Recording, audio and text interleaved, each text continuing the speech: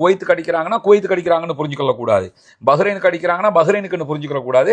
பஹ்ரைனில் இருக்கக்கூடிய, குவைத்தில் இருக்கக்கூடிய, கத்தரில் இருக்கக்கூடிய, துபாயில் இருக்கக்கூடிய அமெரிக்காவினுடைய நிலைகளுக்கு தான் அவங்க அட்டாக் பண்றாங்க. அதற்கும் அந்தந்த நாடுகளுக்கும் எந்த சம்பந்தமும் கிடையாது. தங்களுடைய நாட்டை வேற நாடு ஏதாவது தாக்கினா அமெரிக்கா பாதுகாக்கும் என்கிற ஒப்பந்தத்தில் தான் அமெரிக்காவினுடைய பேஸ் கத்தர்ல, துபாயில, சவுதியில, பஹ்ரைன்ல எல்லா இடத்துலையுமே அமைக்கப்பட்டது. ஆனால் அதை அமைச்சதே தங்களுடைய நாட்டை பாதுகாக்கிறதுக்குன்னா ஈரானுடைய தாக்குதலில் இருந்தே பாதுகாக்க முடியாத நிலைமைக்கு தான் அமெரிக்காவுடைய பேசுற லட்சணம் இருக்கிறது என்பது முதல் விவகாரம்.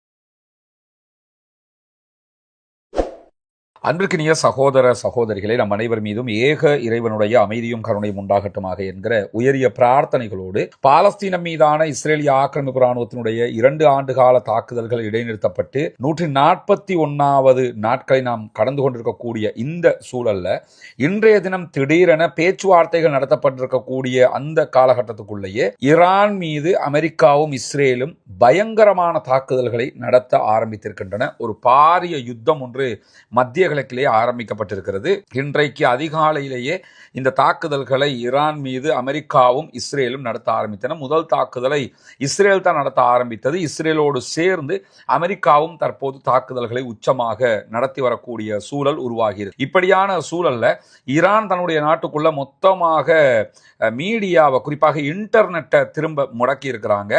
அதற்கான காரணத்தை ஈரானே சொல்றாங்க. என்னன்னா, தங்கள் மீது நடத்தப்படக்கூடிய ஒரு சிறிய தாக்குதலை கூட ஒரு பெரிய வகையில சித்தரித்து உள்நாட்டு குழப்பத்தை உண்டாக்குவதற்கு அமெரிக்காவும் இஸ்ரேலும் திட்டமிடுகின்றன என்கிற காரணத்தினால தாங்கள் இணையதளத்தை மொத்தமாக முடக்கி இருக்கக்கூடிய செய்திகளை சொல்லி இருக்கிறார்கள். அல் ஜசீரா உள்ளிட்ட சில ஊடக நிறுவனங்கள் அங்கிருந்து சேட்டலைட் மூலமாக செய்திகளை கொடுக்கின்றன. குறிப்பாக